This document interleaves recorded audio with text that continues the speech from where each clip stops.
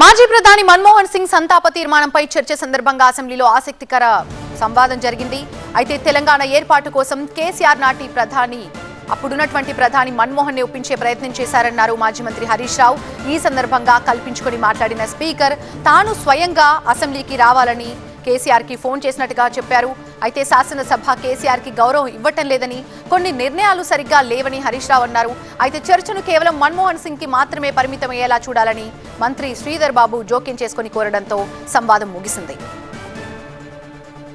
దాదాపు 2 సంవత్సరాల 4 నెలలు పనిచేసిన తర్వాత కేసీఆర్ గారు తెలంగాణ రాష్ట్ర ఏర్పాటు ప్రక్రియ ఆలస్యమైతుంటే రాజీనామా చేసి పదవిని వదులుకొని కూడా బయటకు వచ్చిన విషయం కూడా గుర్తు చేసుకోండి. సభకు సహకరించండి.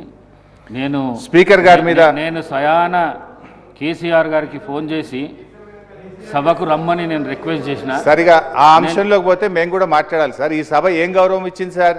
సభలో కేసీఆర్ గారు మాట్లాడుతున్నారండి. సభ సభలాగా నడుస్తలేదు. మీ పిఏసీ చైర్మన్ మీ ఇష్టమైన నిర్ణయం తీసుకున్నారు. కేసీఆర్ గారిని అడిగి ఆయన గౌరవం ఇచ్చి మీరు పిఏసీ చైర్మన్ నిర్ణయం తీసుకున్నారా, లేదా శాసనసభ్యులు అనర్హత రేట్ విషయంలో మీరు నిర్ణయం తీసుకున్నారా? సభ అట్లా మాట్లాడితే we can deviate, but I don't want to deviate. But నేను హరీష్ రావు గారిని కోరుతా ఉన్నాను.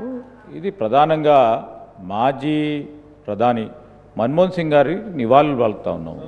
ఇది సీనియర్ లెజిస్లేటర్, నివాళులు పలుకుతా ఉన్నాం. సంతాపం చేయాల్సిన ప్రధానమైన బాధ్యత. ఈ సందర్భంలో అవసరం లేని చర్చకు దారితీసే అధ్యక్ష, we will never be paying proper respects to the departed soul. I request honorable member who is also a senior member, who knows how to run the assembly, please try to restrict to the subject related to former Prime Minister.